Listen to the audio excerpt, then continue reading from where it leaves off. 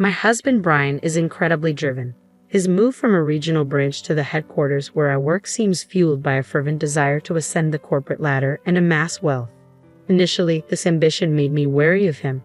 When we first met, Brian asked, "Linda, your father is connected to the company, right?" "Indeed, I work for the same company where my father serves as an executive." Having a relative in a position of power has led to me being perceived differently by both insiders and outsiders. However, time and again, I've proven my value through my skills and performance. Strangely, my assertive nature seems well suited for this environment. Despite my initial suspicions, Brian, with his charm and motivation, was a refreshing change from the typical office talkers. Collaborating with him was enjoyable. He was always proactive. Gradually, I found myself drawn to him. Brian proposed, declaring, "With you, Linda, I can give my all in both work and home. I believe we can make a great couple. Will you marry me?" My response was cautious. "Are you sure? I can become so absorbed in work that I may neglect you. We're both career-oriented, and our time at home may be less than conventional. But we trust each other, and we enjoy our moments together." Despite our reservations, we were happy. However, this spring brought an unexpected twist. Brian was to be transferred alone to another regional branch. He was deeply disappointed, and I felt it was unfair, considering we were newlyweds.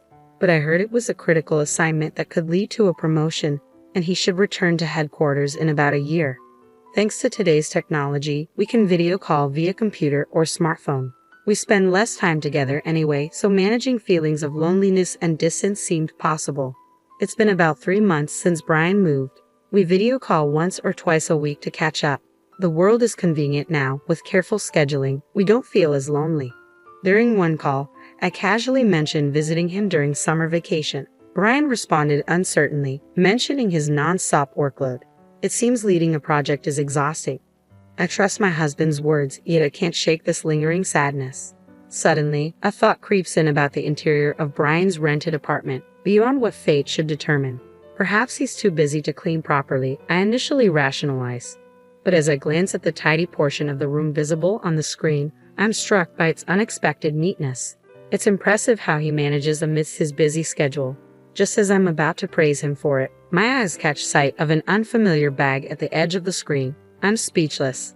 Clearly a woman's item, even someone like me, not particularly up to date with trends, recognizes it as a high-end brand.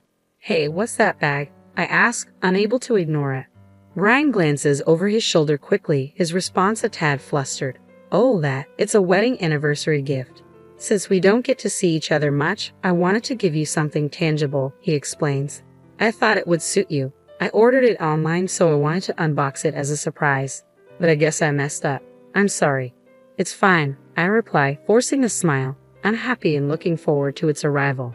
Despite the seemingly plausible excuse, a sense of mistrust lingers. Yet I can't confront him. I still want to believe in Brian. Later, the bag arrives, accompanied by a message card filled with affectionate comments. It should reassure me, but the slight sense of distrust persists.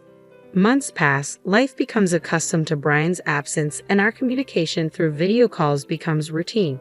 Then, on one ordinary day, I find myself contemplating, "Wow, Brian, I should get going," I say, sensing the conversation winding down. "Yeah, it's getting colder, so be careful not to catch a cold, Linda," Brian replies, concern evident in his voice. "Thank you," I respond, ready to end the call. Just then, the doorbell rings. "What's wrong?" Brian asks. A courier has arrived. You can hang up the call, Brian. See you later. Thanks," I say quickly, rising from my seat and heading to the entrance. Focus on receiving the package, I don't realize I haven't ended the call or that the screen is still on. Retrieving the package, I return to my room, only to find Brian's face still on the computer screen. I guess this is the end of the call," I start to say when something unbelievable catches my eye. I instinctively cover my mouth with my hand. On the other side of Brian's desk, there's a bed, and an unknown woman sits upon it, bathrobe-clad despite the daylight. Even more shocking, the same bag I received as an anniversary present lies beneath the bed. Memories of a long-forgotten suspicion resurface. Brian had indeed brought another woman into his apartment, not just once or twice. She seems completely at ease, playing with her smartphone. "You seem to be having so much fun chatting with your wife," the woman says, a mocking cackle in her voice. unaware that I'm listening. That might be true, but she's not here now, Brian replies, a grin on his face. You're such a jerk, the woman retorts. The real jerk is you, leaving your bag out in plain sight. I had to buy the same bag just to camouflage it. It was expensive, you know. That's your own fault. It's a shame that a luxury item like that is wasted on her. She has no sense of fashion. As they continue their banter, I can't bear to watch any longer. I shut down the computer, unable to put my feelings into words. Regret flooded over me. Was the bag Brian gifted me truly an anniversary present, or merely a cover-up for his infidelity? Brian, you're really the worst, I muttered, the insult escaping before I could contain it. It wasn't something I wanted to say. As for that girl, there was something familiar about her. I realized with a jolt she's the daughter of the executive vice president who joined the company this year. The audacity to whisk her away to the countryside for a clandestine rendezvous. It was quite an elaborate affair. But somehow, it all made sense. I couldn't help but chuckle bitterly. It's a typical choice for an ambitious man like Brian. After all, I too am the daughter of a high-ranking executive. It seemed fitting for Brian to choose a mistress who could prove useful in some way. I couldn't believe in anything anymore. I thought he loved me for who I am. Just as I started to tire of feeling angry, an unforgiving feeling settled in. I couldn't forgive him now. So, I decided to uncover the truth. A few days after that shocking video call, Brian suggested we spend some leisure time together. Perhaps he thought it would look bad if we didn't pretend to be friendly from time to time. With a feigned eagerness, I agreed, clutching the purse he had given me. I visited the apartment he had rented. Wow, I keep it pretty clean, don't I? I'll go get us some iced tea, Brian remarked, heading towards the kitchen, unaware of my internal turmoil. I seized the opportunity and took action. Quietly, I placed the coin purse, matching my bag, inside the cupboard of Brian's computer desk. Unbeknownst to him, the coin purse contained a bug, an advanced model with exceptional battery life. It would capture sounds for several days without leaving any evidence. I assumed Brian might notice it eventually, but with his mistress owning the same model, distinguishing ownership could be tricky. Nonetheless, if he did notice, I would need to find another approach. If not, it would be a win for me. Excitement brewed within me as I anticipated the information I could gather. When the battery was close to dying, I planned to call Brian to confirm, pretending to have misplaced the coin purse. I seem to have lost the coin purse you gave me. Do you have it over there by any chance? I would inquire. Oh yeah, it was wedged in the drawer of my desk. You're so clumsy, Brian would likely respond, oblivious to the bug's presence. From his casual reply, I inferred that he hadn't opened it. Requesting its return would ensure it was back in my hands within days. Nervously, I played back the audio, and there it was, clear as day. Brian and the executive's daughter engaging in an illicit affair, their voices intimate. Armed with this evidence, I hired a private investigator to delve deeper. What he uncovered shocked me. Brian wasn't just involved with the executive's daughter, he had numerous affairs. Daughters of board members and department heads were among them. As for me, I began to see sides of Brian I never knew existed. Listening to his colleagues reveal his recent struggles with performance and increasing stress. It seemed his focus had shifted from work to networking, realizing his efforts alone were no longer sufficient. I genuinely feel sorry for him. Failing to perform at work can be a bitter pill to swallow. However, his professional struggles have nothing to do with his betrayal of me and his affairs with other women. Furthermore, it appears he's using these women as stepping stones to advance his career. It's despicable behavior, both personally and professionally. As I delved deeper into my investigation, my feelings for Brian quickly cooled, replaced by a growing sense of vengeance. He wounded my pride deeply. Brian's work assignment away from home ended sooner than expected. Less than a year later, he returned home, and to celebrate his return, I arranged a party with both our parents, complete with a lavish feast delivered to our door. The atmosphere was jovial with lively music playing and just family around. Then the music's vibe changed and I heard my own voice echoing from the speakers. Brian's conversations with the executive's daughter, since to the music player, filled the house. Brian turned pale, confused, and flustered. "What's this, Linda?" he stammered. I had already briefed my parents about the situation, but Brian's parents were in a state of panic upon hearing their son's voice intertwined with a woman's they didn't recognize. They confronted him, demanding answers. "Brian, what's the meaning of this? Surely, you're not cheating on Linda?" They pressed, their voices laced with concern. I played the audio recordings of Brian's conversations with the other woman, obtained with the help of the investigator. Finally, Brian realized that I knew about his affairs. Linda, you knew everything, didn't you? He trembled, turning to me with a question, his face pale. Despite his fear, I smiled. Why not consider marrying the CEO's daughter next?